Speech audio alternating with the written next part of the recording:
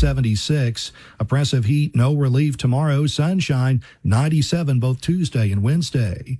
I'm meteorologist Richard DeWetting for Town Square Media, Tuscaloosa. And knocked down again. That was Christian Miller. It's time for the Miller's Edge with four-time SEC champion and two-time national champion Christian Miller. Once again with Christian Miller taking him down. Here's college football playoff national champion Christian Miller on Tide 100.9 and 12:30 a.m. WTBC.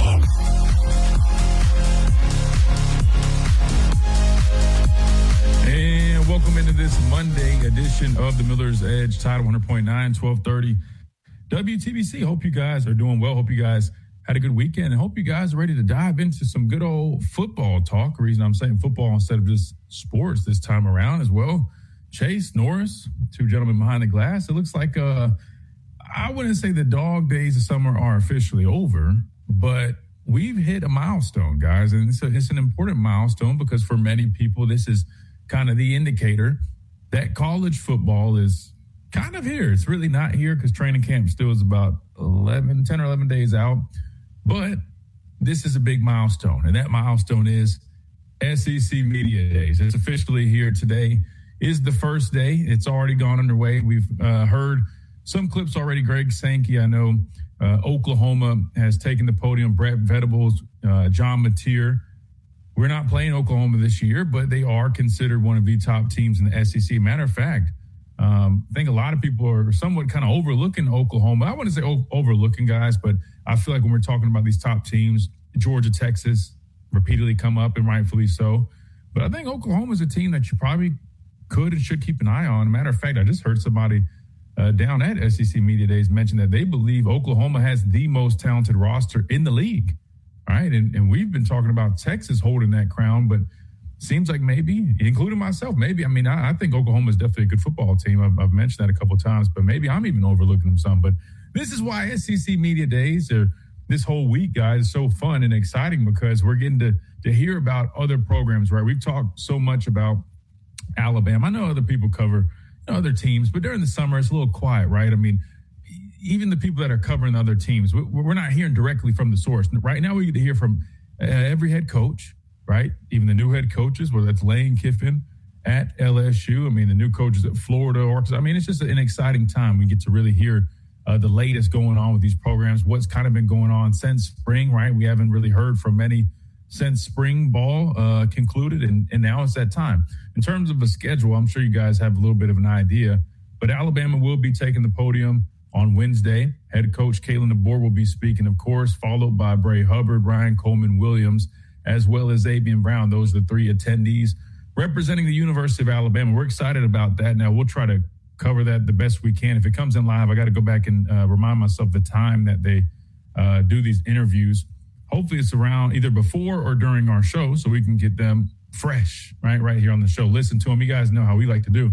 We like to give it a listen and then respond and react. So that's what we'll be doing for sure on Wednesday. Might do with some of these other teams. Today, I don't know if there's anybody, I guess, really worth kind of jumping straight to live. Maybe, maybe not. We'll see kind of how that goes. But we'll definitely be responding to a number of different headlines that come out, right? Because not only are these guys going to be taking the podium and addressing the media and any questions that they may have, but they also will be going down Radio Row. You have a number of, really radio shows, analysts, beat writers. I mean, you name it, the whole nine. Everybody is pretty much going to be down there. So there's going to be plenty of content, information, headlines, stories, all that we'll be covering. So I'm really looking forward to that. I'm really excited about it because it's pretty much all football, right? We've been talking a little bit about the World Cup, which shout out to España. All right, they ended up getting the dub. I don't know if anybody's still keeping up with that. It ended up being a great game, by the way. All right, I know you guys probably were into soccer a little bit or football while the U.S. was still in the tournament. But when they got knocked out, my whole timeline, I don't know if it was the same for you, Chase, it got kind of quiet in terms of like all the people that normally cover football, covering soccer. It just completely went dead silent. But I still kept up with the games. And, of course, Argentina with Messi. I mean, could it be the last time we ever see Messi in the World Cup stage? I don't know. Really cool story between him and Yamel Lamel. I always mix his name up. Yamel Lamel.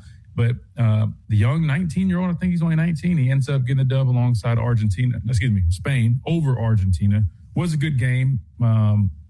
I will say, I mean, Spain probably could have beaten them even worse, had one called back late from offsides. But anyway, shout out to Spain. And now that that's behind us, it's time to really focus in on football, I guess, outside of what Norris was just talking about, since us three that you guys see on our stream right here, me, Chase, and Norris, we're wrestling fans. So we keep up with some wrestling as well. And Norris brought up a great point, and I guess it ties into football. Tom Brady might be making his way to a WWE ring near you soon. I mean, Norris, I want to get your thoughts because you brought it up. I'm going to pull this clip up. We can play it on the screen. Now, you and I and Chase and all wrestling fans, we know, of course, everybody wants to get on us and tell us repeatedly something that, of course, we already know, that it's scripted, right? No brainer. We know that. We understand that. But one thing that I know and you guys do as well is that anytime you have these type of interactions like we've seen out of Tom Brady and Logan Paul now consecutively, right, there's some type of buildup. Normally that buildup is leading to something else, right? We understand that. Matter of fact, if you kept up with the Saturday night's main event for WWE this weekend, you guys saw that they included NBA players like Jalen Brunson. They had a whole ceremony for the NBA championship there in Madison Square Garden. The Knicks won it first time in however 50, 60, 70 years, whatever it was. I mean, I get it. It's there's always been a lot of crossover. But now, I mean, I'll be honest, I'm kind of intrigued a little bit because there was an event recently, and I don't know if you guys have been keeping up with this. Tom Brady and Logan Paul have had this somewhat beef going on. I think it started because they were kind of going back and forth at a convention or something. Tom Brady, Logan Paul basically saying that he could play football. Tom Brady saying, hey, wrestling's fake, it's soft, whatever. It started like that. Now they've got this ongoing beef. And most recently, we got to see Tom Brady throw a right. It wasn't really a right hook. It was a smack. But he smacked Logan Paul on stage. Now, we all know this thing is staged. But it's now got me wondering, could we see Tom Brady in a WWE ring in the near future? Norris, I'll let you start off first while I throw this on the screen. Do you believe that Tom Brady could end up making that transition? Because it's happened, right? I mean, we've seen boxers, right? Floyd Mayweather's been in there. I mean, I don't know about football, though. Who's a football player? I don't know if you also know Logan Paul's done this in the past couple. He did the same thing with boxing. He did the same thing with WWE. Now you're talking about you play football. You do the same thing with every sport. Basketball probably going to be next. I don't know about that. And I don't know. I just saw on Instagram. I don't know if anybody else saw this. They got caught flipping each other off at the World Cup. I just saw this just about a couple seconds ago. So it's still building. Well, oh yeah, it's building. Yeah, so that's my point, because it was one thing when they were doing the back and forth, and I get it. And you know what's funny? I almost think they kind of were going at it at first, but then they kind of turned it into this whole thing now. I don't know. You just mentioned the flicking each other off at the World Cup. Like, there's a lot of build-up to this. No. I mean, Tom Brady's in good shape now. We know he does his, like, the whole exercises that he does. He looks good. Stuff. Yeah, but that's a lot different than taking bumps in a WWE ring. That's my whole point. You're right. I've watched it for years. I know. That stuff ain't fake. That stuff is real. That stuff is always gonna be real. I don't care. Nobody says it's real. It's a lot on your body. Chase, what do you think? The fact that Tom Brady, of all people, is having a feud with Logan Paul, that just shows you where the world is right now. Where WWE is for sure. Yeah. They're running out of They are. And it's just TKO written all over it. You wouldn't have seen this. I really like maybe if Vince McMahon was at the helm, you would have. Vince McMahon wasn't this like at a Fanatics where they're trying to build so much camaraderie and promotion for with SummerSlam coming up in a couple weeks. It just seems like they're trying to find so many ideas, Christian, that they're just running out of ideas. They're trying to find sparks. There you go. Anything that they can do to try to get more eyes on the product, because they've been struggling a little bit. I think that's what we're seeing. I just realized that's Cat breaking it up. Who just was a part of Saturday night's main event. So I mean, I don't know. It's getting a little infiltrated with celebrities and outsiders. It's kind of becoming a lot. Let you know now. We all know they're gonna talk about this on Raw tonight because it's Monday. You know they're gonna talk about this tonight.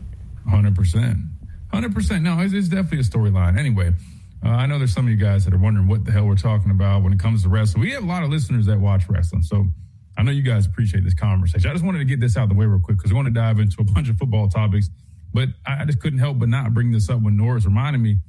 I'm like, we got Tom Brady over here taking part in WWE storylines, man. Like, I'm just curious. Like, I know he's a great athlete. I just don't know if I could see him going and take those bumps. I mean, I just thought of it. Pat McAfee, I mean, he's relevant. I guess we talk about football, making the transition. Still a little bit different, though. I mean, Pat McAfee, Tom, I don't know. He's a kicker. Pat McAfee was a punter. He was a punter. He's a punter, and his personality's kind of he's built for WWE. Also, Tom Brady's real serious. I don't know if you saw, like, George Kittle has been a big huge fan. Yeah. But and a matter of fact, I think it was a WrestleMania a few years ago where they had Lane Johnson and Jason Kelce, not Travis. Those guys, they came into the ring and they assisted somebody. They had the luchador masks on. They ripped them off, and I can't remember. Bobby Lashley, something like that. Maybe they played a role in some. So I don't know. Anyway, Tom Brady might be next. So we'll have to see on that. I don't know if I'd be excited to see Tom Brady in the ring, but it definitely would catch my attention at some point if he does, in fact, make that move. Definitely probably a one-time thing. That said, we got to hit timeout. When we come back, we're going to talk plenty of football. We're going to break down SEC Media Days currently going on in Tampa, Florida right now. You've got some storylines already kicking off, and I've got some clips I want to listen to and discuss. I know there was a panel. Roman Harper, a friend of ours here on the show, was sitting on that panel alongside Paul Feinbaum and others, and they were discussing some things. I got some clips that I want to play, including expectations for LSU, right? Because a lot of people have eyes on LSU, right? Lane Kiffin, he heads on over there from Ole Miss. We know the success that he had at Ole Miss. Didn't necessarily win anything, but in terms of the consistency and the high number of wins, man, he built something special over there. He then makes the transition on over to Baton Rouge and is given pretty much, a blank check to go get the team that he wants and needs. And I get it. There's a lot of question marks and a lot of high expectations, but I almost wonder if the expectations are a little bit too high, because what I was hearing on that panel for Lane Kiffin, man, it sounds like people are expecting year one to be a hit. We'll talk about that and plenty more when we come back right here on this Monday edition of the Miller's Edge, Tide 100.9, 1230 WTBC. Quick timeout. Don't go anywhere. I'll be right back. This episode sponsored by She's Birdie. Every woman knows that feeling. And She's Birdie knows it too. The just-in-case feeling. Just in case I hear something. Just in case someone tries the door. Just in case I need to wake up fast. It's not fear, it's awareness. And Birdie Box from She's Birdie was made for exactly that. Birdie Box is a portable travel door alarm designed by She's Birdie for hotels, dorms, Airbnbs, and anywhere you're staying away from home. It installs in seconds on the door frame, and if the door is opened, it activates a loud siren and flashing strobe to help draw attention instantly. She's Birdie, because peace of mind should check in with you. Birdie Box by She's Birdie. Visit shesbirdie.com. That's SHESBIRDIE.com and order your Birdie Box before your next stay away from home. Tuscaloosa, luxury may be closer than you think. Right here in Tuscaloosa, performance, luxury, and innovation. Visit MercedesofTuscaloosa.com for details. Do you have cracks or potholes that are dragging down your property's appeal? Hey, I'm Christian Miller, and at Asphalt Restoration, we transform driveways and parking lots with expert repairs, new paving, or resurfacing. Fast, durable, and family-owned quality that you can trust. Don't let small issues turn into big expenses. Call 205-393. We want to make sure that we give that to them each and every time they come and visit us. The sense of pride that we have in the quality, the consistency of our food carries over to everything we do in the stores. That's Taco God. From our home base in Birmingham, Alabama, we are here treating patients from every generation across the United States and from around the world. We're here for the rookies and the dreamers trying to make a name for themselves. We are here for the achievers who are resilient and won't take no for an answer. We're here for the coaches, athletic trainers, and mentors who are shaping 38 Special. Come party to a rockin' legacy that spans over 5 decades. Hey, it's Christian Miller, and I want to tell you about our great friends over at Brian Hardy Construction. Located in the heart of Tuscaloosa, Brian Harding Construction is woman-owned and strong as steel. A specialty manufacturing firm with expertise in structural steel fabrication, ASME code piping and vessels, CNC machine work, welding, laser cutting, pipe fitting, industrial maintenance, and crane rentals. With a proven track record of over 30-plus years of experience, no one is better fit for the job. For an evaluation, contact Brian Harding Construction today at 205-752-9611. Again, that's Brian Harding Construction at 205-752-9611. Tide 100.9. For more coverage of Alabama football, visit us at Tide100.9.com or download the free Tide 100.9 app. The Crimson Tide will not be denied.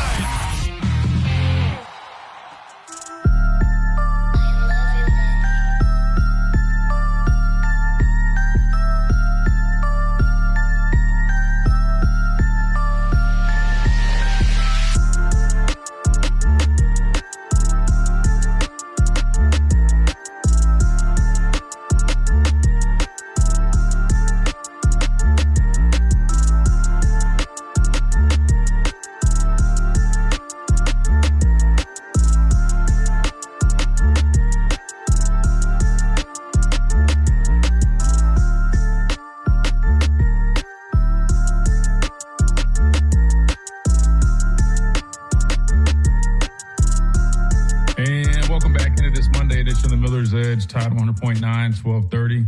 WTBC, it's officially the start of SEC Media Days. Day number 1 is currently going on down in Tampa, Florida. I know we've already heard from Oklahoma. Let me see the schedule real quick and get you guys times on everybody else. From today, of course, Alabama will, they're scheduled Wednesday to take the podium and do all that. So we'll be looking forward to that. But in the meantime, we still got plenty of stuff to talk about. I got plenty of clips that we're going to bring up. Sorry, I'm just trying to pull up the schedule that way I have the right times for each team. If I could find the exact one. Let's see if this one has it. Here we go. So we are currently sitting at 11:25 Central Time. So that means Eli Drinkwitz is next up at the podium currently, right? They're at 11:25 is their start time. So I don't think that's really worth diving into live or anything like that. Maybe we'll just see if there's any good clips from it. Following that at 1:30, which of course we finish at 1, you've got Kentucky next. That's something that maybe we'll dive back into tomorrow since we do go on the road and play Kentucky relatively early in the season. So maybe we'll circle back to that. And then Josh Heupel in Tennessee at 2:55 today. Maybe tomorrow, if there's anything from that, we'll dive into it. But sounds like today we will maybe just go back and listen to some of the clips from Oklahoma if there's anything important and keep on rolling from there. But plenty of other discussions happening, whether it's at panels, Radio Row, whatever the case is, you name it, they're talking about it. So speaking of that, Chase, why don't we start with one clip, right? And I mentioned it briefly, but I want to start here with LSU, right? Because we just talked about it for a second. I mean, LSU, they get Lane Kiffin. Everybody's fired up about, the potential that he brings, right? I get it. The argument, what has he won? The dude is a dang good football coach, right? Might not have won himself the big one as a head coach, but he was an offensive coordinator at the University of Alabama, right? Responsible for, multiple, he left. I guess it'd be one national championship. But again, he was a big part of the success that we've had. He's a hell of a football coach. He's one of the best offensive minds in college football. He brings with him his offensive coordinator, who's like his protege. They retain the defensive coordinator, who's a dang good football coach as well. They have a blank check to go out and get all these guys. So I completely understand that, a lot of people, Chase, are eager and expecting a lot out of Lane Kiffin because that was the whole thing. Why would Lane Kiffin leave the situation that he had established at Ole Miss? And the reason I put it like that is that, think about it. He got to Ole Miss. I know that, with Hugh Freeze, they had some success, right? They beat us 2 years in a row.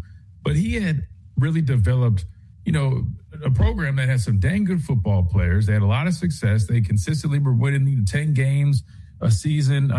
They had a lot of good going, but one of the main reasons he left was that he felt that he could, he would be provided with better talent at a place like LSU, which I think makes perfect sense, right?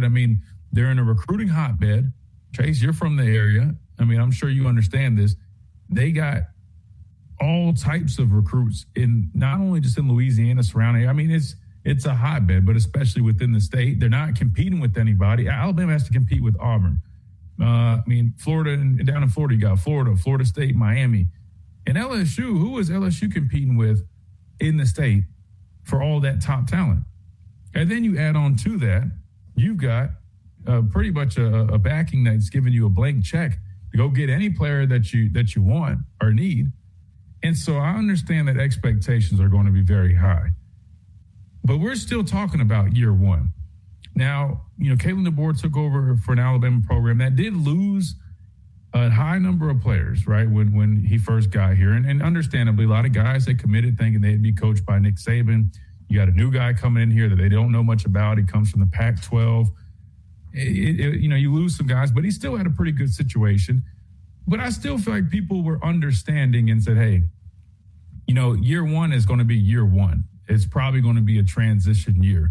Now, the difference was I don't think he had just some blank check like Lane Kiffin has been provided down at LSU and was able to bring in all these guys going into year one like that. Because remember, really the only guys that Kalen DeBoer really brought here were Parker Brailsford, Jeremy Bernard, 2 players, and Josh Cuevas, 3 players that ended up being really good players. Austin Mack, Noah Carter was a recruit in Washington's class. So he really brought like a handful of guys that it's not like he went to the portal and got top talent out of the portal like Jordan Seaton, Levitt, the quarterback. You get what I'm saying? It's a little bit different of a situation, but still, most people believe in, a transition period. I don't know if it's because it's Lane Kiffin. I don't know if it's because of this whole NIL era, but clearly people are starting to, things are getting a little bit different in terms of expectations. This is what I mean. Let's listen to this clip from SEC Nation discussing those expectations for Lane Kiffin.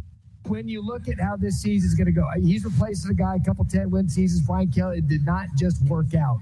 What are the expectations you have for Kiffin year one at LSU? CFP. It's really simple. And if he fails to do that, the hue and cry will be loud and vociferous. But that is the expectation because not only the money paid to him, the money paid to the players. I mean, nobody did better in the portal. He's got players across the board. And it's incumbent to get there. Now, if he doesn't, as much as I would like to say Lane Kiffin ought to be fired, he's not going to be, and it's not even going to be close. I say that jokingly because Kiffin has so much goodwill right now that even a subpar season is not going to change the optimism for the future. I mean, at least 10 wins. I think if they get 10 wins, they'll probably make it to the CFP. But the schedule does not set up great for them whatsoever. Have to face Clemson, Ole Miss, and A&M just in September alone. So this Kiffin offense, it's easy to learn, right? But there's a lot of stuff going on. They have a brand new team. Offensively, new offensive line, all this stuff. And all these guys that went from their other schools to LSU, they have to learn a new system. Yeah. And when you get there in June, August, whatever, and you're having to learn a new system, the defense for me is going to have to carry them. But it ultimately comes down to how Sam Levitt gets the offensive Lane Kiffin. Can they spread the ball around? Can he play fast early in the year? Because 2 CFP opponents from last year in the month of September, it doesn't get any easier, right? LSU has a ton of talent, right? And there's a lot of new faces and new places on that, but it's going to be difficult for him to win right away.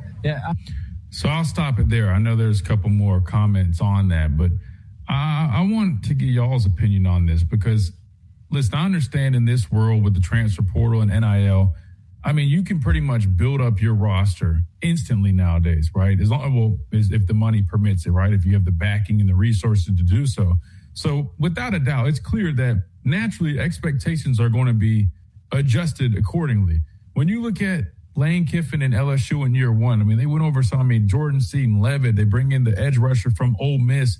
They retain the defensive coordinator there. So, I mean, they retain some of the talent that they already had, but they're bringing in a plethora of new players that are really good players, very talented players. But at the end of the day, they're still new players. You still have a new staff. And that just takes time. It's hard for all that to come together immediately. And so when I'm hearing these expectations, I'm like, whoa, like I get it. But at the same time, I'm like, I just don't know how realistic that is. I mean, I think it was Chase Daniel that mentioned, their schedule. LSU's schedule is tough, right? I know Alabama's schedule initially, when we looked at it, we thought it was a little tough. Now it looks like one of the weaker schedules in the conference. And I'm not saying that to bash our schedule. It's not like we meant it to be that way. right? I mean, because initially it sounded one way, but now when you look at it, I think a lot of people would view it as one of the weaker schedules. You look at LSU, they open up with Clemson, which Clemson hasn't still they're not the same Clemson, but they've got good talent, right? They're, we'll see kind of what they are this year, but you're still opening up with a game like Clemson. Then you got Louisiana Tech, but then you got the big one. You travel to Ole Miss, right? Pete Golding's first full year as a head coach. We know the animosity between the programs currently because of what transpired this offseason. Then after that game, you go and play Texas A&M at home, but another really good team. That's all in September, right? Clemson, Ole Miss, and Texas A&M. Later on down the schedule, it eases up kind of in the middle of it. Then later on, you got Auburn. You go to Auburn, which is a tough place to play. You play Alabama at home. You play Texas at home. Then you go and play at Tennessee. The schedule is tough, right? So with that being said, we heard Paul Feinbaum said they need to make the playoffs year one, right? Given what they've spent both on the staff and the players. And then we heard Chase Daniel say, 10-win season is the expectation. They need to get 10 wins, which would also mean they'd be in the playoffs more than likely. That being said, Chase, do you think these are realistic expectations set for Lane Kiffin in his first year in Baton Rouge as the new head coach for the Tigers? No, 100% no. I think it's just... It's the first year. It's insane. This man has he had a crawfish yet? Like, can we at least allow him to get settled? He's probably had some here because, he's spent time with sorority and fraternity folks. And, of course, that's... His first year. Right. Like, look at Alabama. I'm using this as an example. When, they got their new coach, they're still trying to put all the pieces. It's a transition period. It takes time. It takes time. So, listen. Well, I don't know if we were saying all that, but I feel like the expectations are a little high. Personally, I feel like they're a little high. But on the other end, what do you expect, though, given that he pretty much had at his disposal, he go get the quarterback, go get an edge rusher, go get a tag. He pretty much was able to pick and choose who he wanted for this roster. And of course, you can only do that now because of this NIL transfer portal era. So I understand having high expectations, but to say in year one, they're making it seem like it's one thing to say those should be the expectations given what has been invested, but it's another to make it seem like I'm pretty sure Paul Feinbaum said that if he didn't do that, then they should consider him not being the guy, which to me, that's taking it too far. I agree. Given the amount of resources invested, hell, they should expect somewhat of a 10-win season. Is that realistic? Given that you got a transition period, given you got a brutal schedule, that's definitely those are really high. But to say he's not going to, they're not going to get rid of him because of what they're paying him, but if he doesn't make the playoffs, they should consider that in his first year. I don't know. And I can tell that Lane is, and I'm curious to hear him speak because I've heard him throughout the offseason. He's kind of made subliminal, remarks kind of saying, hey, it's important to be patient. I sense that he senses the pressure. He understands there's a lot of pressure on him, but he also knows, man, hey, give us some time. But in this era, man, people want results faster than they used to because they feel like, hey, you can go get it right now. What are we waiting for? But the reality is things still have to come together, man. So I don't know. I wanted to get y'all's thoughts. I'm curious what our listeners think because to me, I think those expectations are a little much. That's almost like exceeding kind of the expectations here in Tuscaloosa. I have a feeling that a lot of teams and coaches are going to start feeling the pressures that any other coach would have faced by coaching here at Alabama at these other programs, even though they haven't won as many championships. But because of the resources that they're investing, oh, man, these coaches are going to – I feel like we're going to be having hot seat conversations almost every single year, no matter how long a coach has been there, whether it's 1 year or 3 years, given the era that we're in, which I don't know. I guess it's kind of a catch-22 for these coaches because on one end, you can build a team quicker than ever, but on the other – your butt might be fired quicker than ever. So, here's what it is. Christian, if you're in that position, like Lane Kiffin, Kellen DeBoer, so many other coaches that are adjusting to this new style that we're in, and so many people just want them to win now. How do you adjust to that? Do you just like the mentality you have to have? Like, what is, if you can't answer that, you don't have to, but how do you deal with that? Because I feel like every coach, first year, second year, is under fire. It's just out the gate, and they haven't even coached a game yet, and people are expecting them to reach a certain amount of wins, reach a certain number of stats, whatever the metric may be. That's a great question. I mean, and granted, I haven't coached, but what I can tell you, Chase, is if it was me, what I would do, or at least this is what I would recommend to anybody, you have to be able to withstand the pressure and really go about yourself a certain way, right? More so than ever because of those high expectations and the pressures that you're facing. Meaning, I think your foundation is going to be critical, right? We always talk about having a foundation in life. It's important. It's no different for these coaches. When they get to these new places, man, I think it's critical that they don't succumb to that pressure. Because what happens a lot of time, and again, this is, going back to Coach Saban, one thing you always preach to us, be process-oriented and not results-oriented. And what happens is when you face a lot of pressure like that, it's almost inevitable that you're not results-oriented. Why? Because so much is hanging on those results. But it is so important that you continuously remind yourself to just focus on the process and the results will come. Doesn't matter what the media is saying, doesn't matter what these other people are saying, because if you're spending time focusing on that, you're wasting time that you could be, focusing and really putting your energy and efforts into the process each and every day, whether that's, making sure you guys are studying the right way, your practice habits are right? Making sure your guys are healthy and make sure, you're teaching them and installing this system, because that's what's most important, especially in year one. I heard, I think it was Chase Daniels mentioning that. I mean, you got a brand new quarterback, brand new coaching staff. He's got to learn the system. He's also coming off of an injury. So I'm sure he's spending a lot of time rehabbing, and you're trying to balance that out with all the extra hours that you can try to work with him to try to get that install in there. And then you're trying to get that for the rest of your team. And then you're trying to accumulate yourself and get acclimated with a new defensive coordinator, right? Because you've been with Pete Golding the last several years. So, I mean, there's just a lot going on, Chase. I think the best thing that you can do is maintain your process orientation and don't get too caught up on what everybody else is saying on the outside. Because if you do that, you're already fighting an uphill battle. You're only making it worse on yourself. So that would be my suggestion. And I'll be the first one to tell you, I mean, it's tough. It's tough not to when all you hear is, hey, man, you got this roster. Oh, you better win this. And then you have a schedule the way they have it. Man, you better take it 1 week at a time. Because the last thing you want to do is say, hey, man, we got to play Clemson. We got to go to Ole Miss. We got to play Texas A&M. You're focused ahead, and then you end up dropping a game that you shouldn't drop because, again, you're focused on other things other than the process. Man, then it can get really bad. Because if he drops a game that he shouldn't drop, given the teams that he does have to play that are already going to be tough games, man, the noise is going to be loud in Baton Rouge, man. But listen, when you get paid that type of money, I guess that's something that comes with it.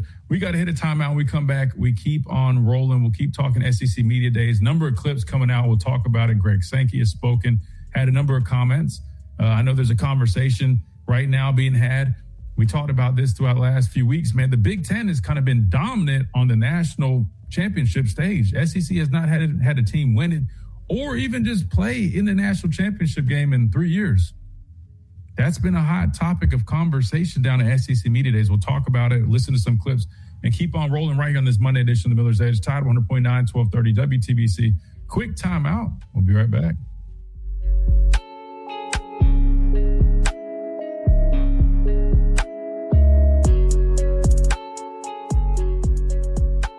Hey, this is Wyatt Fulton from Tide 100.9. We are live at SEC Media Days down here in Tampa, Florida, getting you ready for the 2026 college football season with press conferences, interviews, and live updates from all 16 teams in the Southeastern Conference. Our coverage of SEC. Also take care of any problems you got with a damp crawl space or a crack in your foundation. They even do pest control and lawn care. Full service, Alabama Professional Services at alabamaprofessional.com. Hey, it's Christian Miller, and I wanted to tell you about our friends over at Lamprello Law, Education, and Advocacy. Founded by attorney and professor Adam Lamparello, helping students at every level with mentoring, exam prep, applications, and career planning. Adam also represents students, faculty, and athletes in academic misconduct, First Amendment, NIL, and criminal defense cases. Known for real care and relentless advocacy. Skyrizi, the #1 prescribed biologic in Crohn's and ulcerative colitis combined.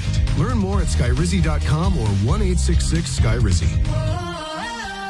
A national championship team covering a national championship team. The best sports talk in the state. Tide 100.9 and streaming on the Tide 100.9 app.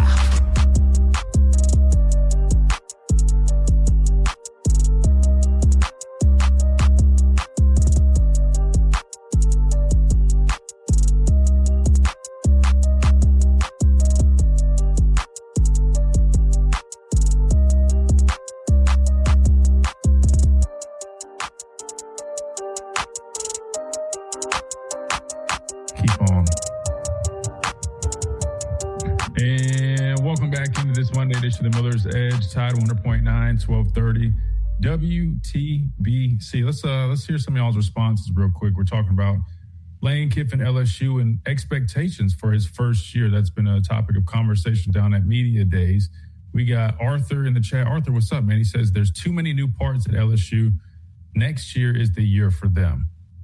Could be. I mean, but how many of those pieces that they brought in for this year are still going to be there next year? So, I mean, that means they're going to have to go and reinvest all over again. For example, I mean, Jordan Seaton, I mean, he's draft eligible, I imagine. Yeah, because he was a sophomore, right? He's a junior this upcoming season, right? Pretty sure he is.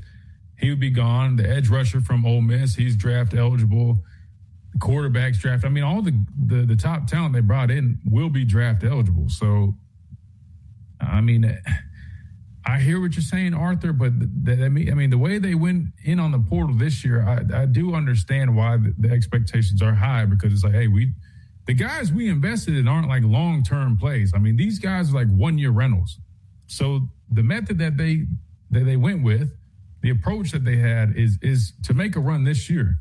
So that is something to consider. But I mean, in terms of like their staff settling in and they'll bring in some top recruits, and then if they can recreate or be as aggressive as they were this past year, which, I mean, again, that's going to cost a lot of money. We've been talking about managing money and how, you know, our staff, the way they're doing, they're trying to be a little more conservative and think long-term. LSU might be in a situation next year where they're going to be scraping the pot a little bit because they spent a lot of money this offseason. Jay Money said the foot injury will be interesting to track. That's definitely something to consider. Smitty said, I told you a while back that fans and media get overly excited over portal additions. The money LSU spent has created these crazy expectations. And, I mean, that's true because, like we said, I mean, the type of transfer portal additions, these are like one-year rentals. So that is why people are expecting big things this year, right? It'd be different if they brought in guys who are like sophomores that, you know, were more of long-term guys or at least a couple years. But majority of the guys they brought in, you're expecting them to probably be there in Baton Rouge 1 year and then gone. Jake says same people have said this about Kalen DeBoer. Do you mean for his first year or just in general?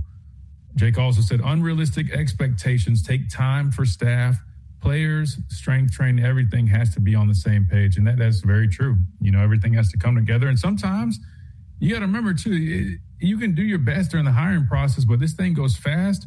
You don't always get every single person you might have anticipated having. Sometimes year one, you kind of just rolling with what you got.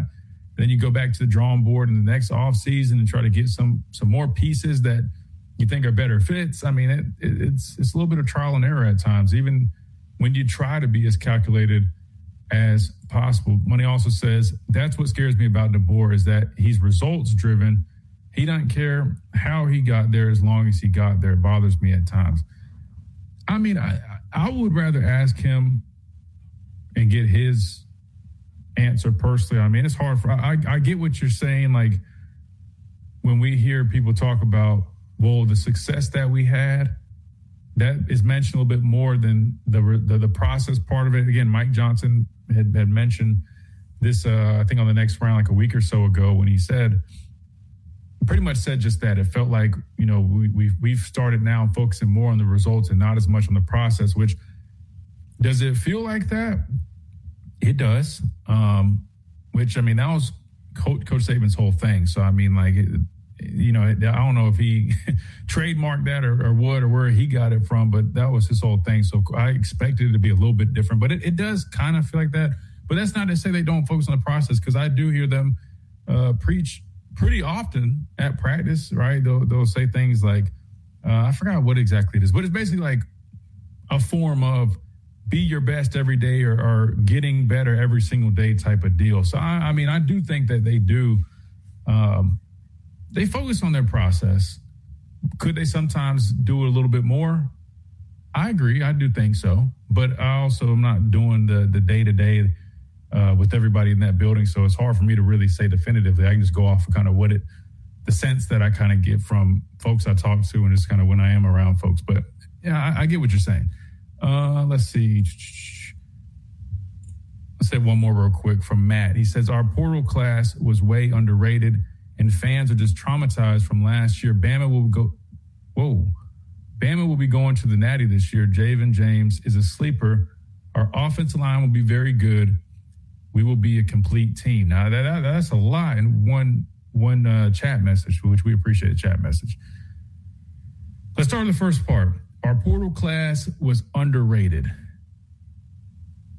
I do believe it was underrated in the sense that, I'll be honest with you, I don't even remember where it was rated. I didn't even keep up with portal rankings, to be honest with you. All I know is every time that we signed a guy or had a guy commit, I would immediately go to their tape. I would break down the tape, and we did majority of those breakdowns on the show here on our YouTube channel. That's what I went off of. I didn't go. I don't even know where the guys individually ranked or where our class ranked. But if I remember correctly, one thing that I did see within the conference, they had us like kind of like where our current recruiting class ranks. If I remember correctly, I want to say we were around like the bottom area. I would say maybe like 10 through like 14 in terms of portal classes within the conference. I don't know what it was nationally. So on that, in that regard, I do agree that there is a chance not even that is a chance that it probably was underrated, right? Because from what I saw this spring, I feel like that what I saw this spring was a lot better than that. Maybe like the 13th or 14th ranked portal class. Now, again, I don't know the details of the other classes that were in front of us, but I would imagine we probably have a better class than what that ranking said. That said, if you're saying like we had like a top portal class, I'm not going to go as far as saying that. I think it's probably better than we're ranked, but I wouldn't compare it to some of these others where they signed a lot of proven players that, have receipts from where they came. Postseason, I think we will know a lot more, meaning I think there's going to be guys that we signed via the transfer portal that are going to end up being much better players than many people anticipated. And I know on the other side, there's probably going to be a lot of players that had a lot of high value and a lot of recognition preseason, right, when they transferred from their previous stop, that are probably going to end up being a lot less talked about or probably a little bit underwhelming down the mark. Bama,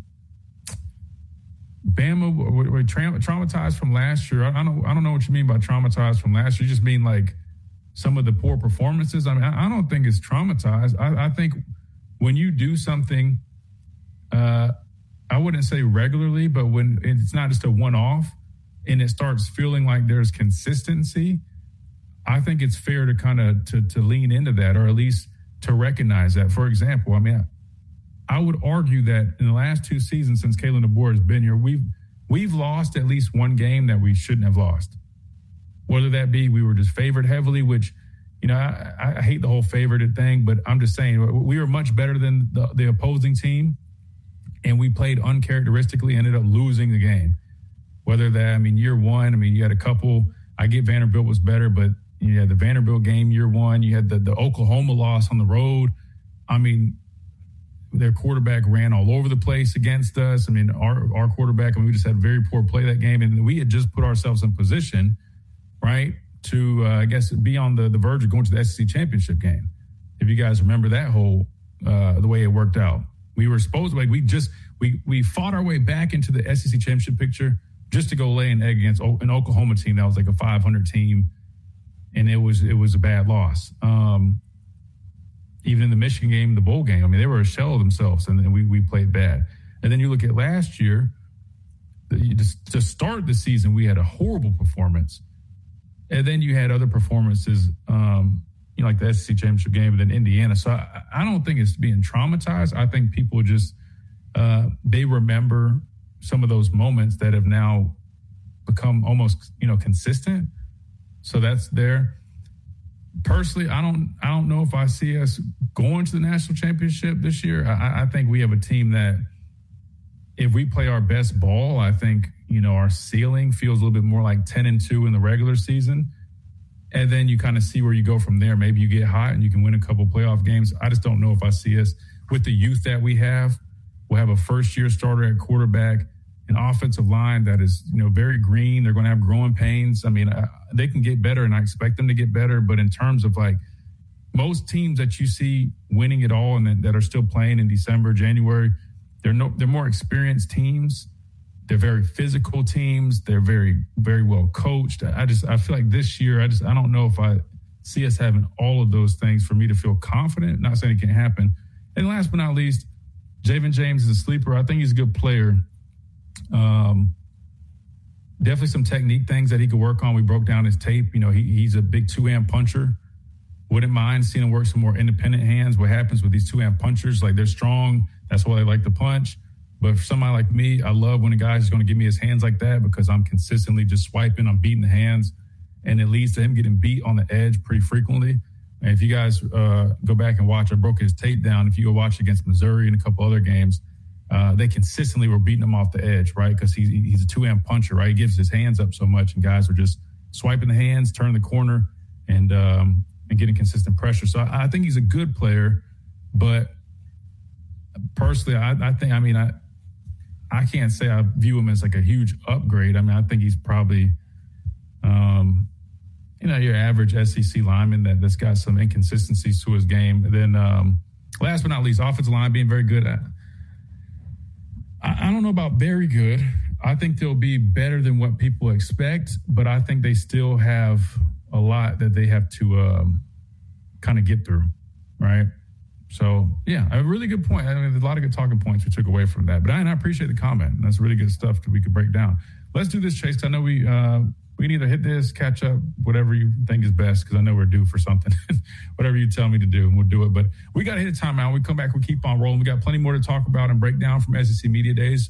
Love these questions and comments like this. Keep dropping them. We'll keep responding to them right here on this Monday edition of the Miller's Edge. Tide 100.9, 1230. WTBC, quick timeout. We'll be right back.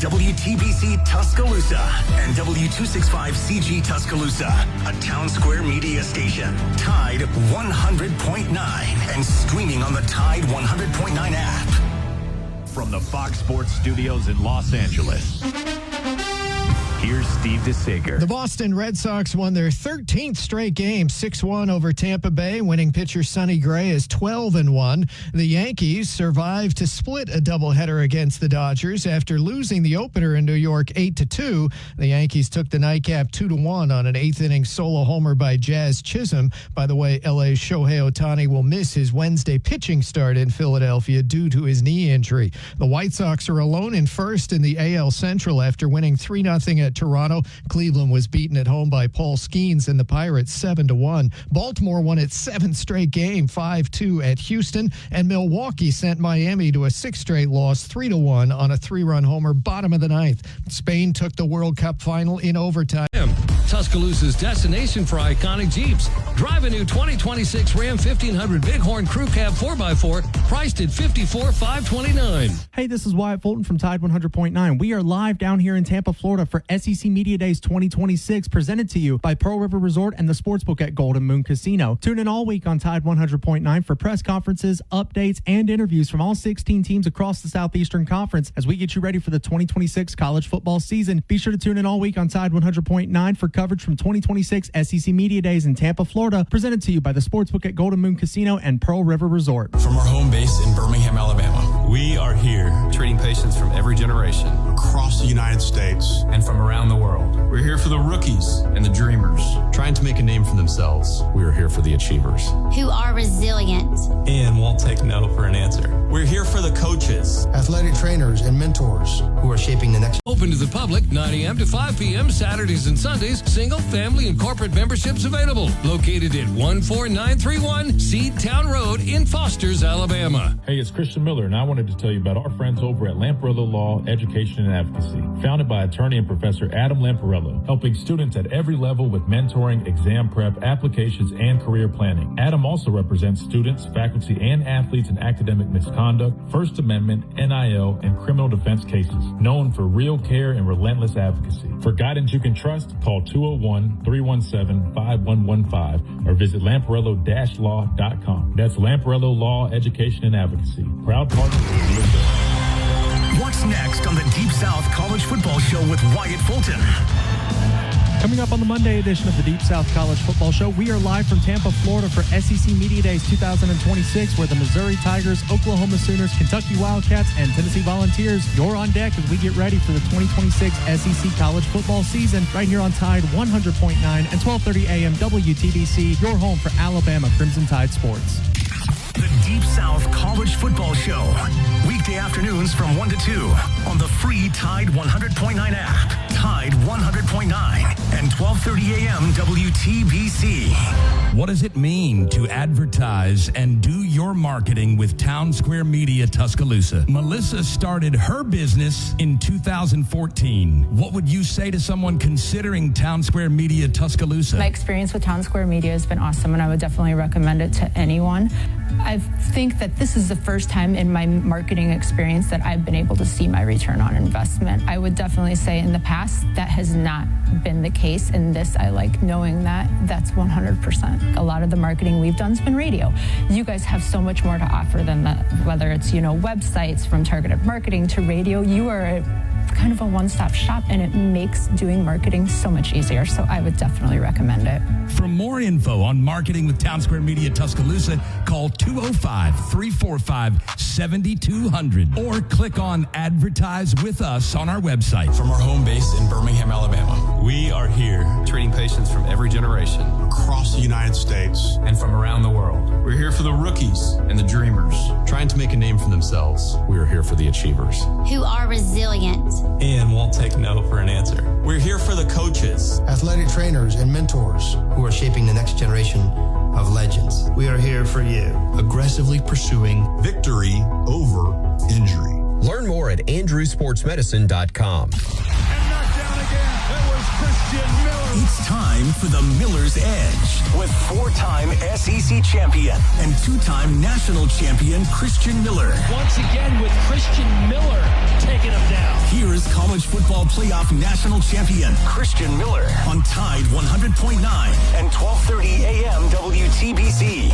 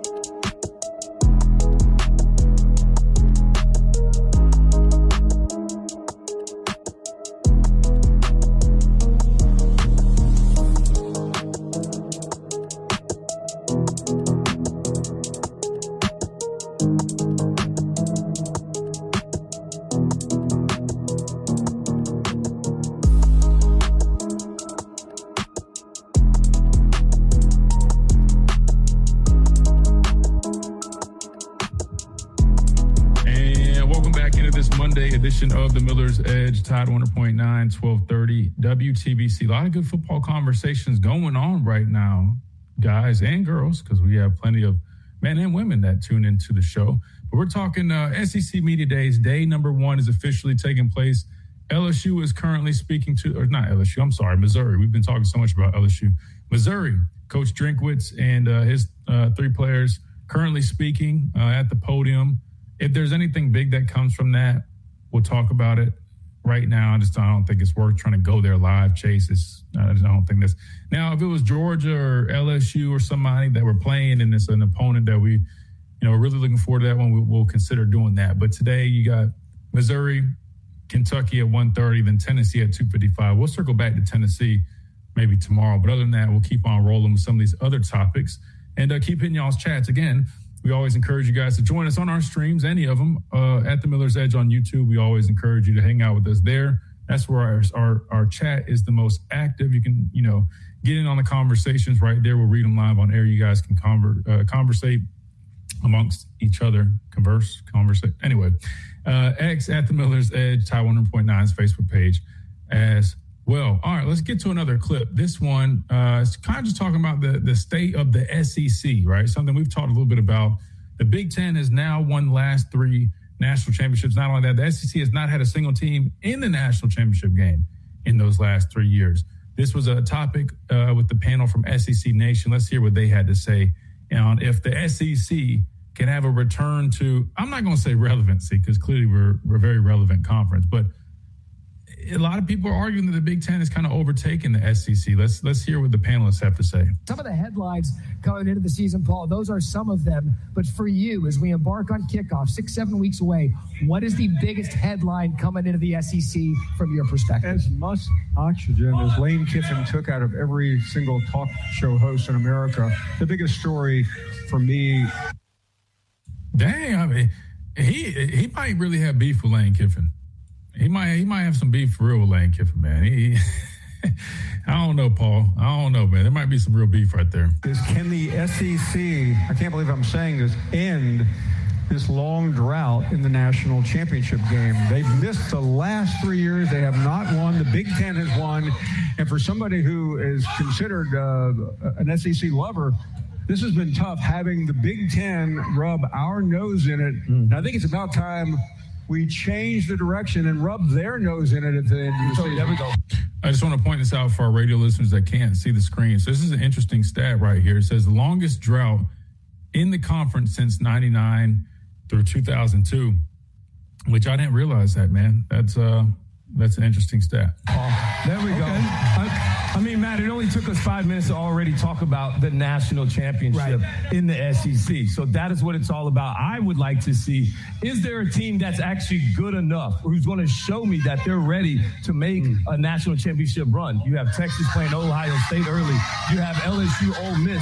You have Oklahoma at Michigan. It's going to be a lot of different games that's going to go on early to determine who's going to be at the top of that pecking order. And that's what I'm looking for early. Who's going to be that team that stands out? LSU, Clemson. That team that won that game last year, we thought was going to be in a national championship run, but in Brian Kelly got fired and it was on to the next one. But Roman, it shouldn't have taken 5 minutes, man. This is the SEC. We don't play for second best. Like we're kind of like Ricky Bobby. If you ain't first, you're last. Yeah. Like that's the mentality of the SEC. And for me, it is about getting back to championships. It is about rings in this league because the SEC, we always say it means more because it really does. It does to the fans. It does to the players. It does to the student body. But it has to be to the players this year and the coaches. Second is not good enough. You got to find a way to go from good to great. All right. Got to find a way to go from good to great. I want to look at this graphic right here that they've got. So according to the All-State Playoff Predictor, Chase Norris, the highest chance to win a national title right now is a Big Ten team. In Ohio State, which I think a lot of people are high on Ohio State. I mean, again, it's Ohio State. We know that they've won a national championship in the last couple of seasons. We understand the talent that they have. Seems like Alabama's almost turned into a pipeline to Ohio State, which is kind of crazy to think about. But as you guys can tell, I mean, the guys that leave here, I mean, they're good players. I know some of our fans like to believe otherwise, but there's a reason Ohio State, grabbing them and they end up being pretty decent there. Anyway, they sit at the highest with 17%. Texas at 13%. Notre Dame, another favorite this upcoming season, at 11%. You got Oregon at 10%. Georgia at 9%. Indiana, the reigning national champions, at 7%. Miami at 5%. Then you got Alabama tied at 4% with Texas Tech and LSU. And then I don't know if you guys saw that stat that popped at the bottom of the screen while they were talking. In terms of the playoff predictor, just reaching the playoffs, this is what Arthur, I believe, was referring to. Alabama currently sits at 41% to reach the college football playoffs. They do follow UGA at 64% and Texas at 70%. I know we kind of had this conversation the other day, Chase, but I'm just curious. We got to bring it back up since they're talking about it. I mean, do you believe this is the year that the SEC breaks the streak and sees themselves crowning a national champion within the conference, or do you believe this streak is extended another year? Again, these are just preseason prediction percentages. I'll throw them back up there for you. I mean, that's all that is. It doesn't really mean anything other than that. But I mean, you can see. I mean, you got Texas on the list. You got Georgia and Alabama and LSU. So you got 4 teams compared to, I guess, Big Ten would have Ohio State and Indiana and Oregon. So they've got 3, Notre Dame, Independent, Miami being the lone ACC, and Texas Tech being the lone Big 12. So in terms of odds, you got 4 teams from the SEC at least expected to make a run at the national title versus 3 from the Big Ten. Do you think this is the year that they snap the streak, Chase? As an SEC guy, and I hate to say this, I don't think they do. I think the streak continues. I think just with the rise of the Big Ten and just other teams starting to build momentum, especially with the Big 12 knocking on the door, not like a perimeter like opponent or a contender, but you know, they're not shying away from SEC competition, and because Big 12 or Big 10, Chase? Big 10, excuse me. Thank you. Oh no, you're good. I was just curious. I was like, okay, all right. You're like, wait, what? Like, what's in his cereal this morning?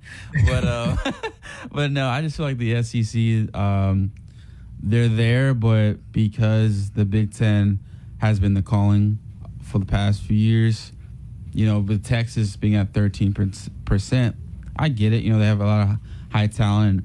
Arch Manning, he's the darling of college football, and he has the mechanics. But has he proven enough to beat the likes of a Georgia, the likes, you know, other SEC foes that he has to go through? And he hasn't even faced, you know, adversity yet. You know, another team, Georgia, you know, I think they've been kind of under the radar. They haven't really shown that they're still the powerhouse of the SEC. I just feel like the SEC as a whole hasn't shown me what we've seen before, like with Alabama was dominating for so many years, or when Georgia was winning 2 out of the 5 years of the national championship. It's just, it's kind of like college basketball. You really don't know who's going to win. Like, you'll have your top rankings, you know, like Michigan or UCLA, whatever. But every year when it comes to March Madness, you never know. You just a little bit of a toss-up. You can't really pinpoint it.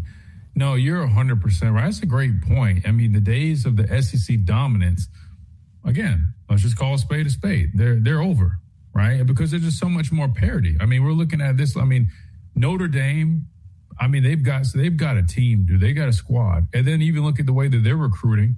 I think on the recent recruiting rankings, I think it had them like 4-5 stars or something like that. I mean, Marcus Freeman's a good coach. He just coached in the national championship game last couple of years. I mean, you look at kind of what they're building over there. I mean, of course, Ohio State, they're not slowing down anytime soon. Oregon, I know people kind of get on Dan Lanning postseason. He kind of disappears, plays a little bit of Where's Waldo. But you're talking about a team that is regularly winning 10, 11 games every single year consistently. They're going to be in that playoff picture. And it feels like it's only a matter of time until they strike in the postseason. And then to your point about the SEC, I'll just be honest with you, man. I'm with you. I don't look at any one team in the SEC this upcoming year and just feel like we have a true dominant team. Like, even though Texas and Georgia feels like they're maybe a tier above the rest, when I look at the national picture, I don't see like I'll start with Georgia because I love, what they're building. To me, they're the closest thing to kind of what we had at Alabama, just in terms of the way Kirby runs the program, the physicality that they play with. I mean, it's almost like it's like a cousin, right? I get it. They're not Bama. I know they tried to mirror our blueprint and all that, but it feels like a relative or something. It ain't the same. It's like a cousin. It ain't the same person, but there's a little similarity there. I feel like they're kind of like a cousin, but they just don't have that same firepower like they used to because of all the parity now. And I think that's good for the sport, to be honest with you. I think it's good for college football. It makes it more exciting, especially when you're looking at the playoff picture and you don't know who, like you just said, Shay. I mean, if you went into the season last year and said Miami and Indiana were going to play in the national championship game, you probably could have won a lot of money on a bet because I don't think many people probably would have been making that one, which I think on one end is definitely good. But then when you look at what that means for the conference, it's kind of like, damn, that's unfortunate, man, because you hear the way they're talking about the SEC, but I'm like, man, they might need to get with the program because, I mean, y'all cover the league. I get y'all want to be biased, but let's just call a spade a spade. The league it's not the same league as it once was. The SEC is still a strong conference. Don't get me wrong. I have a whole bunch of pride of playing in the SEC. Top to bottom, it's a tough conference. And I'll be the first one to tell you. I think part of the reason not only is NIL kind of getting in the way, kind of wedging teams from reaching that point, like, at least with the consistency in which they did. But I think the other thing, Chase, Norris, is the fact that the conference is just so deep now that we're beating each other out. You bring in Texas, you bring in Oklahoma, right? Those are newer additions. They joined in 2023? Now Georgia's having to go through Texas, right, within the conference. They didn't have to do that initially. And when you have teams like that stacked up, not saying the Big Ten, I mean, they've got, you get Ohio State, Oregon, Indiana. Michigan, I get it. It's Michigan, but you get the point. I mean, they're a respectable team. Southern Cal, respectable. But I think the SEC just is kind of beating up on each other. There's more parity, and it's tougher. Like, the path to get to the college football playoffs from the SEC is much more difficult than a team from the Big Ten or Big 12 or ACC. It's more difficult than any other conference. So that being said, personally, I think the streak continues one more year. I don't know if I see an SEC team that I think will win it. Not saying they can't. Like we just talked about it. I think once you get down to the postseason, any team can win it. But I can't currently sit here as of July 20th going into the season and say I look at our top teams and feel very confident that one of those top teams will be crowned national champions. I don't know if I feel that way. I just feel like there's other teams that I feel like are built just as good, if not a little bit better, and their path there is a little bit easier, and it just feels like it might continue one more year. Unfortunately, I hate to say that, but I feel like that might be the case. Who knows? Maybe Texas, with all the money they spent, everybody's talking about Lane Kiffin and his expectations. Imagine what Steve Sarkisian's expectations should be, because I feel like he had damn near just as good of a portal haul, according to some, or close to it. And he's also got a big advantage over Lane, and that's stability and consistency. He's been, you know what I mean? He's already been there several years. He doesn't have the transition period. Maybe he can put it all together, but unfortunately, not a lot of confidence for Texas, at least just based off of their track record, with having a lot of resources and not finding a way to cash in on them. All right, we got to hit a timeout. We come back, we keep this conversation going. We go to the phone lines. We got Smitty up next. We'll take his call. We'll keep reading all you messages in the chat, man. We're talking football, man. SEC Media Days is here. I love it, man. Football's somewhat back, not really, but kind of is, and we're going to keep talking about it right here on the Miller's Edge, Tide 100.9, 1230, WTBC. And up to $2,500 in cash. This July, let freedom and fortune ring at Pearl River Resorts. Must be 21 or older to play. Do you have cracks or potholes that are dragging down your property's appeal? Hey, I'm Christian Miller, and at Asphalt Restoration, we transform driveways and parking lots with expert repairs, new paving, or resurfacing. Fast, durable, and family-owned quality that you can trust. Don't let small issues turn into big expenses. Call 205-393-9149 for your free estimate today. That's 205 393-9149. Asphalt Restoration, where smooth roads start. Roll Tide. Hey, this is Wyatt Fulton from Tide 100.9. We are live at SEC Media Days down here in Tampa, Florida, getting you ready for the 2026 college football season with press conferences, interviews, and live updates from all 16 teams in the Southeastern Conference. Our coverage of SEC Media Days live from Tampa, Florida is brought to you by the great people over at Taco Casa. Be sure to tune in all week for SEC Media Days coverage live from Tampa, Florida, presented to you by Taco Casa. From our home base in Birmingham, Alabama, we are here treating patients from every generation Across the United States. and from around the world. We're here for the rookies And the dreamers, trying to make a name for themselves. we are here for the achievers. Who are resilient. And won't take no for an answer. We're here for the coaches. Athletic trainers and mentors who are shaping the 9,000. That's 900,000 for a free consultation. No fees unless we win. No representation is made that the quality of legal services to be performed is greater than that of other lawyers. Hey, it's Christian Miller, and I want to tell you about our great friends over at Brian Harding Construction. Located in the heart of Tuscaloosa, Brian Harding Construction is woman-owned and strong as steel, a specialty manufacturing firm with expertise in structural steel fabrication, ASME code piping and vessels, CNC machine work, welding, laser cutting, pipe fitting, industrial maintenance, and crane rentals. With a proven track record of over 30-plus years of experience, no one is better fit for the job. For an evaluation, contact Brian Harding Construction today at 205-752-9611. Again, that's Brian Harding Construction at 205-752-9611. Tide 100.9 Tuscaloosa weather.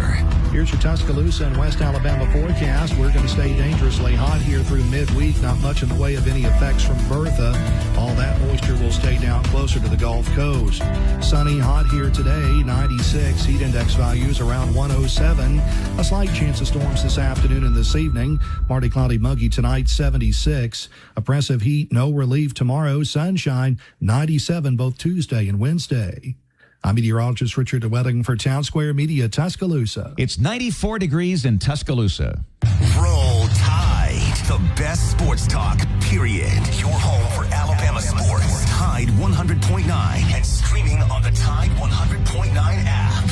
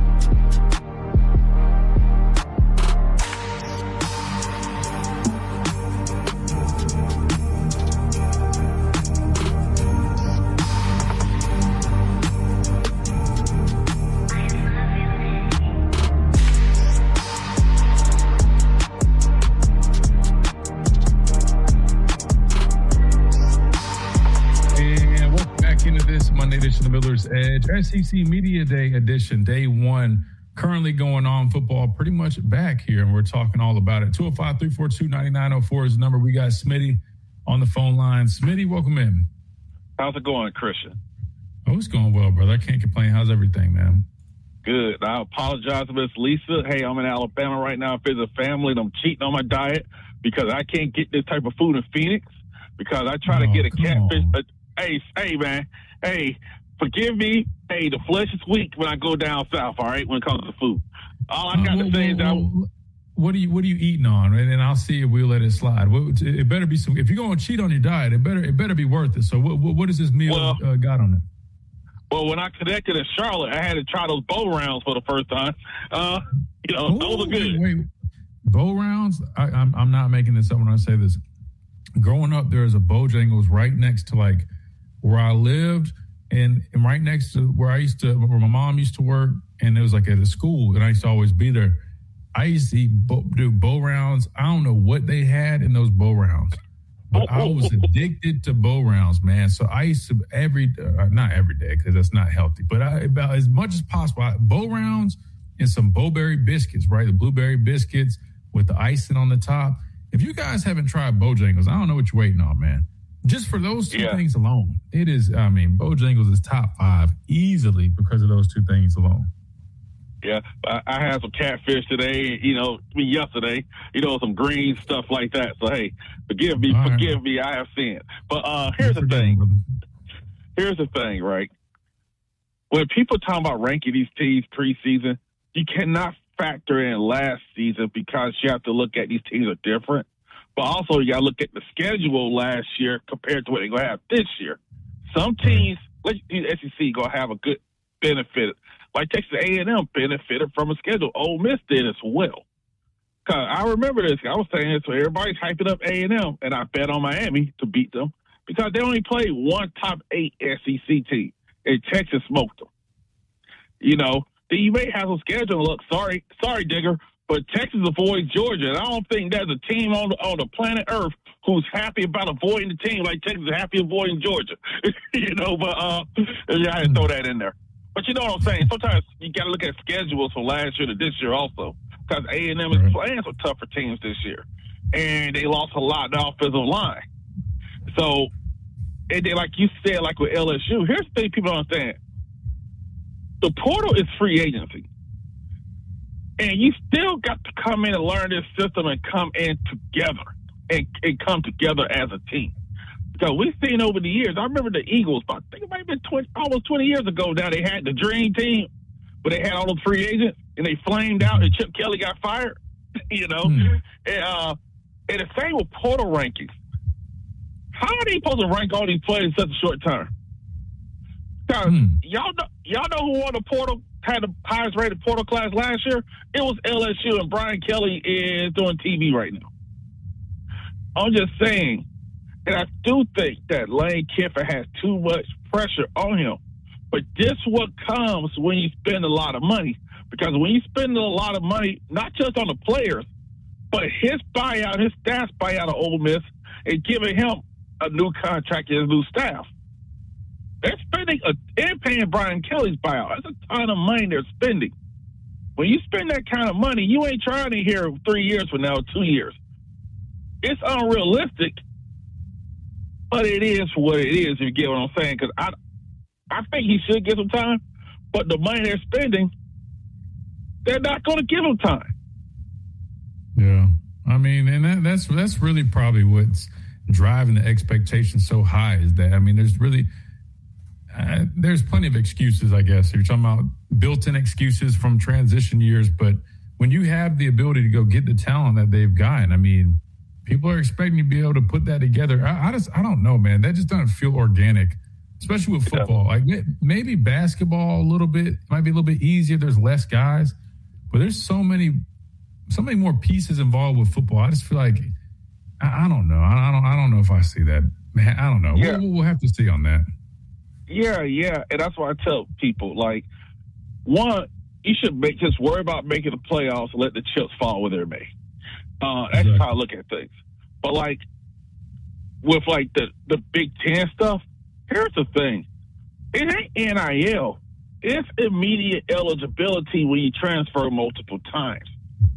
Because the SEC's biggest advantage was offensive, defensive line, because most of the big guys are in that part of the country.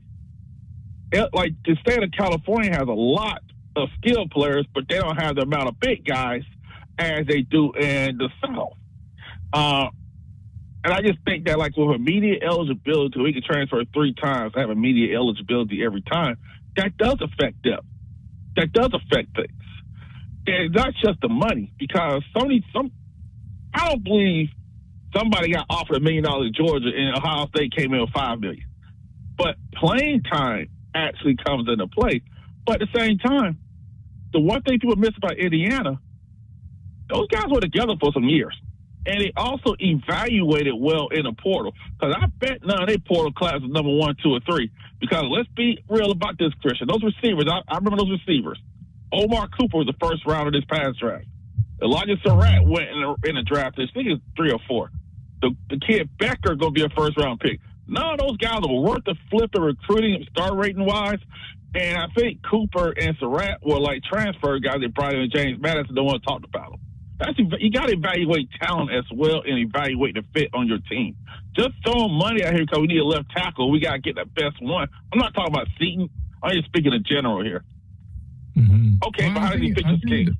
Well, I think that's one part for sure, but I think it also really depends on all right, here's an example. Because like I look at LSU and you look at all the money that they threw out in year one. We all know a transition year or year number one for any coach, any staff, it's going to be tough. There's going to be a lot of growing pains. That's inevitable. But I almost wonder, like, was their approach wrong? Could they have better, I guess, invested their resources? And what I mean by that is Lane already knows in his head. I mean, year one, he would love to go make a run. He's going to go try to make a run. Nobody's, just building up for the future. But I almost wonder, maybe instead of getting what I don't understand is like year one, you go get a bunch of 1 year rental type guys out of the portal. So clearly you're going to try to go make that move. But would it have been a little bit more wise to invest in some of the younger talent, some of these younger players? You know what I'm saying? That, you might have for 2 seasons that way. Next year, they're coming back instead of, hey, our first year where we already know it's going to be a little tough.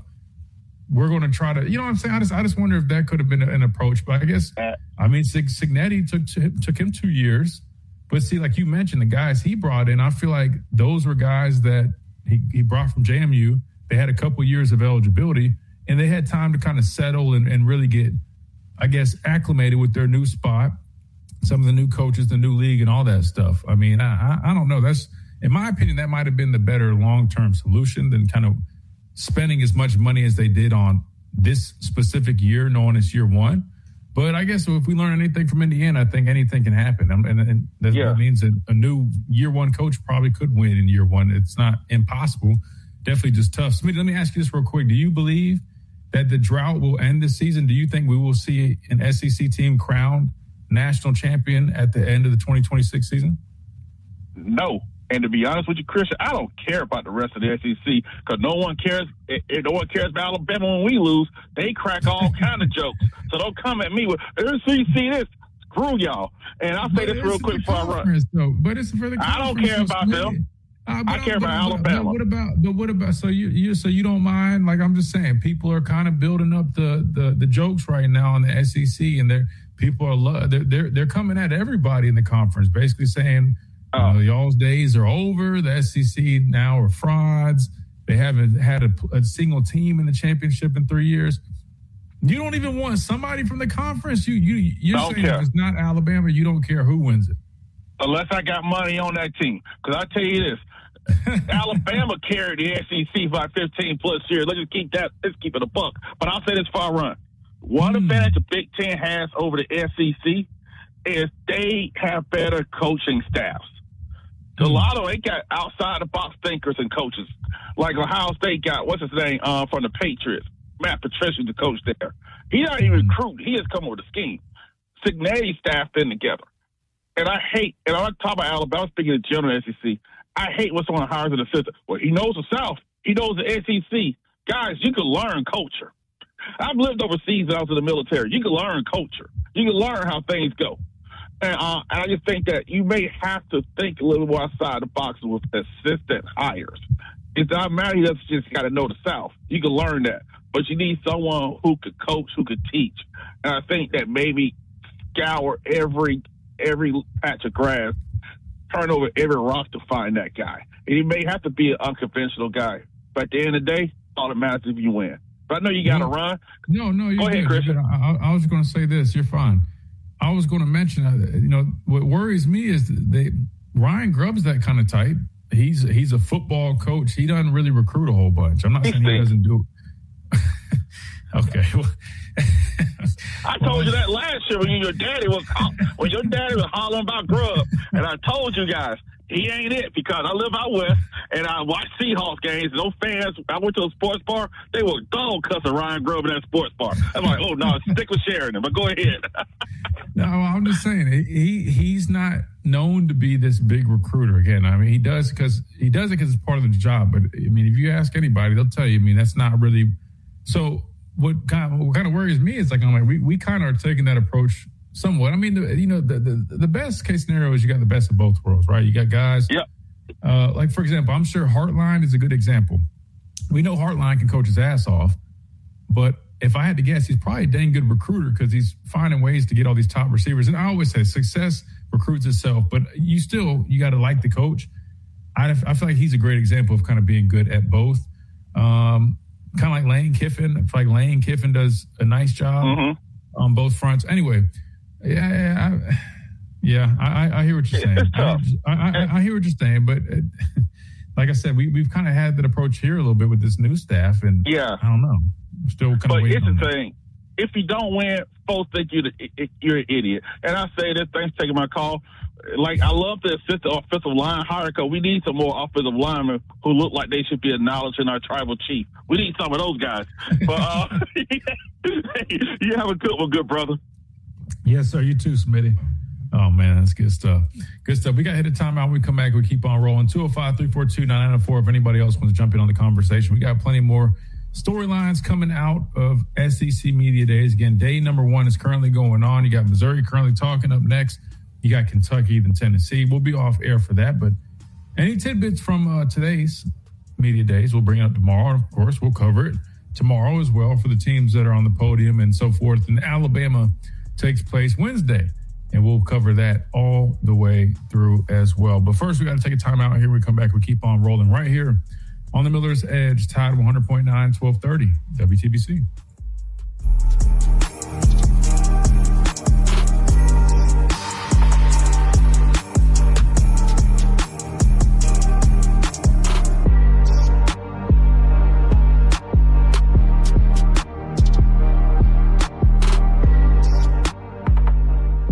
Hey, this is Wyatt Fulton from Tide 100.9. We are live down here in Tampa, Florida for SEC Media Days 2026, presented to you by Pearl River Resort and the Sportsbook at Golden Moon Casino. Tune in all week on Tide 100.9 for press conferences, updates, and interviews from all 16 teams across the Southeastern Conference as we get you ready for the 2026 college football season. Be sure to tune in all week on Tide 100.9 for coverage from 2026 SEC Media Days in Tampa, Florida, presented to you by the Sportsbook at Golden Moon Casino and Pearl River Resort. Hey, it's Christian Miller, and I wanted to tell you about our friends over at Lamparello Law, Education, and Advocacy. Founded by attorney and professor Adam Lamparello, helping students at every level with mentoring, exam prep, applications, and career planning. Adam also represents students, faculty, and athletes in academic misconduct, First Amendment, NIL, and criminal defense cases. Known for real care and relentless advocacy. So take care of any problems you got with a damp crawl space or a crack in your foundation. They even do pest control and lawn care. Full service Alabama Professional Services at alabamaprofessional.com. From our home base in Birmingham, Alabama,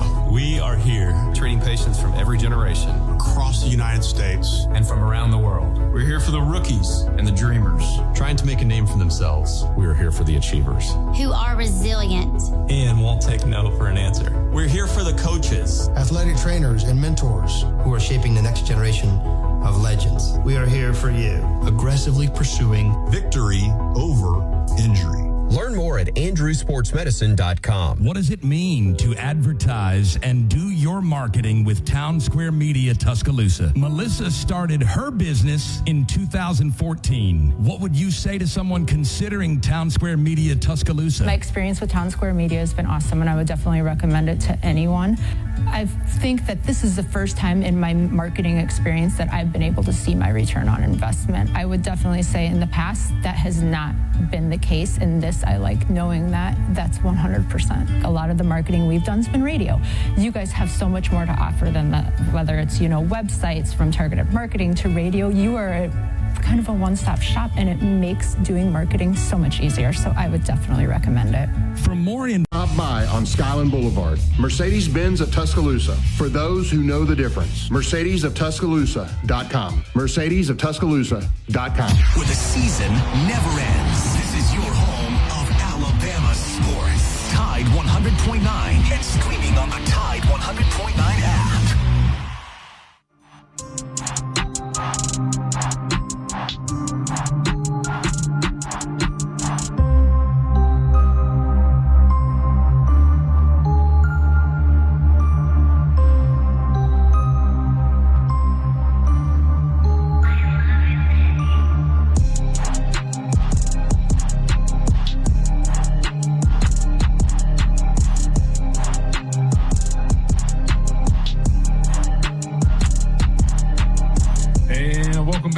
Monday edition of the Miller's Edge, Tide 100.9, 1230, WTBC. We're talking SEC Media Days, number of different storylines and things coming out of Media Days. I put this on the screen, Chase. A lot of people, Oklahoma's buzzing right now. They're the first team officially to speak at SEC Media Days. And a lot of people high on Oklahoma for the team that they have, but you see that schedule that they have on screen, man.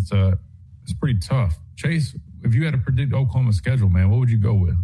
I mean, they got Georgia and Texas back-to-back weeks, Ole Miss and A&M back-to-back weeks. I mean, those are tough, right? I mean, those are tough. I mean, those are 4 games that you could definitely lose those games. You know what I mean? So I don't think they lose all of them, but even if you split that, I mean, that's like 10-2, then you expect to, and that's if you win every single other game.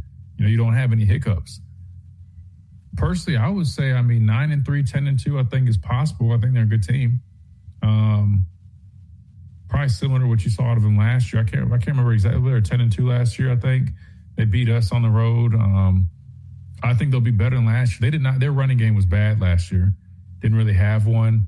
Mateer had his injury. I think their passing game kind of took a hit because of that. Defensively, I think they'll be good. I mean, I love Brent Venables and the philosophy and the mentality that he brings as a defensive-minded coach. I love the way they play defense. They run a lot of different simulated pressures. They show a lot of different looks on defense, do a hell of a job disguising. They play fast. They play physical. Defensively, I mean, I think they got some dudes for sure. Offensively, they got some dudes too. If they can improve, I think they remind me similar to Alabama. Like, you feel confident in the defense, but offensively, they got to fix their running game and they got to be more consistent. And if they do those things, you expect them to be a contender. So I feel like they're kind of in a similar realm to Alabama. I'd probably say 9-3, could be 10-2 for sure. Is that kind of the vibe you get when you look at Oklahoma, Chase?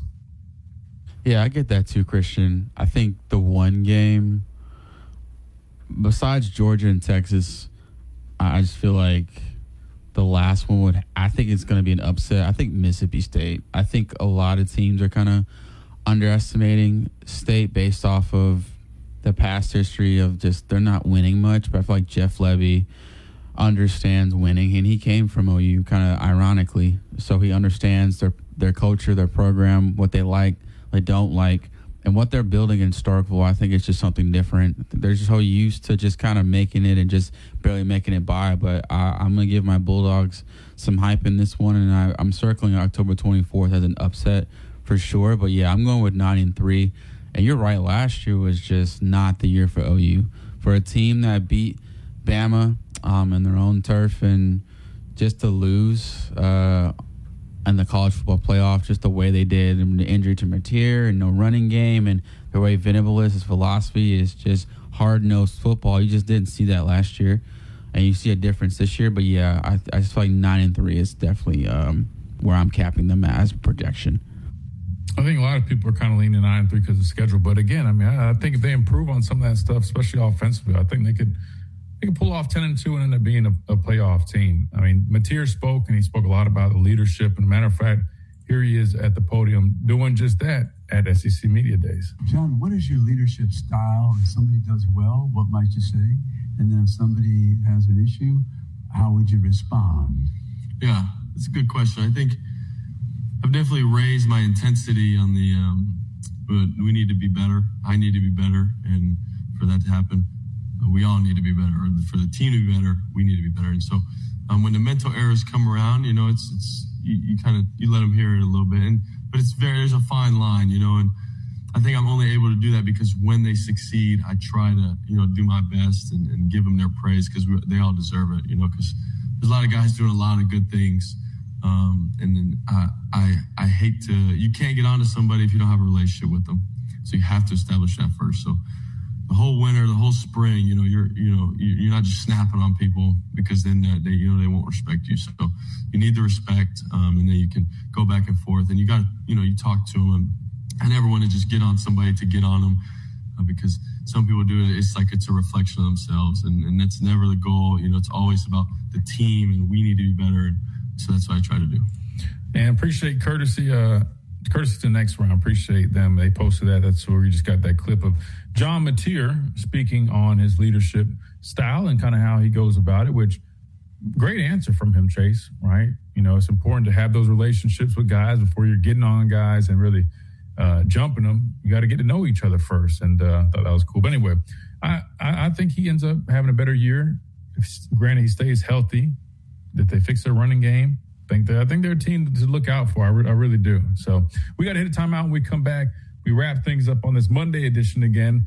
Yeah, Missouri, Kentucky, and Tennessee, they all are speaking for the rest of SEC Media Days. Day 1 tomorrow, we'll definitely be discussing the teams up. Then Wednesday is when Alabama is scheduled to take the podium. So we've got plenty of coverage coming y'all's way. Right here on the Miller's Edge, Tide 100.9, 1230 WTBC. Quick timeout.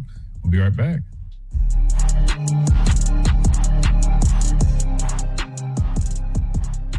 Do you have cracks or potholes that are dragging down your property's appeal? Hey, I'm Christian Miller, and at Asphalt Restoration, we transform driveways and parking lots with expert repairs, new paving, or resurfacing. Fast, durable, and family-owned quality that you can trust. Don't let small issues turn into big expenses. Call 205-393-9. Financial independence, all with Chase. That's good for kids and good for parents. Visit your local Chase branch and get started. Account subject to approval. J.P. Morgan Chase Bank, N.A. member FDIC. Coming up on The Game with Ryan Fowler. Coming up on the Monday edition of The Game, we're live in Tampa, Florida at the JW Marriott as Kentucky, the Missouri Tigers, Oklahoma, Tennessee, they're on the clock for the first day of SEC Media Days. Greg Sankey will give us the State of the Union of the Southeastern Conference. We're going to have a chance to catch up with Tony Barnhart, Chris Doering. We'll do that starting at 2 p.m. on The Game with Ryan Fowler live at SEC Media Days in Tampa, Florida all week as we get you ready for college football right here on Tide 100.9, 1230 WTBC, your home of Alabama Crimson Tide Sports. The longest-running sports talk show in Tuscaloosa. The Game with Ryan Fowler. Weekdays from 2 to 6 p.m. on Tide 100.9 and 12:30 a.m. WTBC. And streaming worldwide on the free Tide app. Hey, it's Christian Miller, and I want to tell you about our great friends over at Brian Harding Construction. Located in the heart of Tuscaloosa, Brian Harding Construction is woman-owned and strong as steel. A specialty manufacturing firm with expertise in structural steel fabrication, ASME code piping and vessels, CNC machine work, welding, laser cutting, pipe fitting, industrial maintenance, and crane rentals. With a proven track record of over 30-plus years of experience, no one is better fit for the job. For an evaluation, contact Brian Harding Construction today at 205-752-9611. Again, that's Brian Harding Construction at 205-752-9611. Tide 100.9 Tuscaloosa weather. Here's your Tuscaloosa and West Alabama forecast. We're going to stay dangerously hot here through midweek. Not much in the way of any effects from Bertha. All that moisture will stay down closer to the Gulf Coast. Sunny, hot here today, 96. Heat index values around 107. A slight chance of storms this afternoon and this evening. Partly cloudy, muggy tonight, 76. Oppressive heat, no relief tomorrow. Sunshine, 97 both Tuesday and Wednesday. I'm meteorologist Richard DeWetting for Town Square Media, Tuscaloosa. It's 95 degrees in Tuscaloosa. Your home for Alabama Crimson Tide football. Tide 100.9 and streaming on the Tide 100.9 app.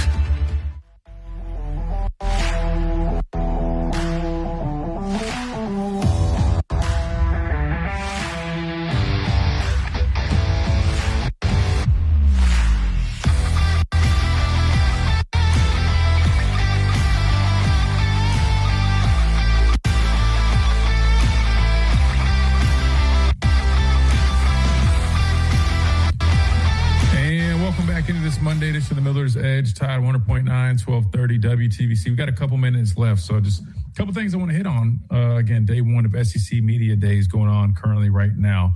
But I got to remind you about our friends over at Lamprey Law Education and Advocacy. We hear from Adam every Thursday on the show. If you guys are looking for that representation, first-class representation, but at an affordable rate, man, make sure you contact Lamprey Law Education and Advocacy. Lamprey-law.com is the website. You can schedule yourself a consultation. You can go on there, find more information, testimonials, all that good stuff. But take great care of you, just like they take great care of us here on the show. Plus, they offer a number of other services like high school, college, and graduation test prep, subject matter mastery, academic and career planning, all that good stuff is right there for you at Lamprey Law Education Advocacy. Again, the website, lamprey-law.com. Check them out right now. That's Lamprey Law, the official representation here on the Miller's Edge. And before we wrap things up, Chase, one thing I didn't hit earlier that I wanted to touch on is Alabama added a JUCO linebacker, I should say edge player, I guess during the summer, right? Something that not many people were expecting. It was a little bit new to us. Bubba Odom from East Mississippi Community College has signed with Alabama. He's on campus. He is taking part right now and everything and will be a part of the team this upcoming season. Now, he's listed as a senior, but I believe he has another year with the whole 5-for-5 thing. So he should have 2 years remaining. But I got to watch his tape. I love breaking down tape, but then seeing that he's an edge guy, I was even more interested. So I figured I would do a little bit of a breakdown for you guys, just on the X side of things. That's why you guys follow us on X, right? I do little mini breakdowns there, then subscribe to our YouTube channel where we do full breakdowns. But you guys can see the tweet if you guys haven't seen it already. I'll just kind of read it off, kind of my thoughts on him. But he's projected to be a Wolf linebacker here in this defense. He's listed at 6'4", 235. Some of the things that I noticed, again, I just watched his huddle highlights. It's kind of how I got the breakdown put together. But he's definitely a very physical player at the point of attack. That's one thing that really stood out to me. There's one clip, my favorite play, arguably. He's closing on a counter. I think they're running like GH counter or something like that. But he just blows it up, and with bad intentions. This might be no, it's not this play. But you get that guard's coming, pulling to kick him out, and he just full speed runs in there, violently lowers his shoulder and knocks the guard on his tail with reckless abandonment. Like when you see guys, I mean, that's the mentality. That's the type of stuff that the guys I played with, Ryan Anderson, Tim White, like we took pride in having that type of mentality when it comes to closing on counters. I'll be honest, I hated doing it because his shoulder is it's not fun on your shoulder. But when you see guys doing it like that, there's a screw loose in their head, right? That means they're a violent football player. I love that, and even watching him, set the edge, right? He does a nice job, really locking out, getting extension, using that length. So to me, he looks like he's a pretty decent run defender, somebody that's going to be strong at the point of attack, can set the edge for you.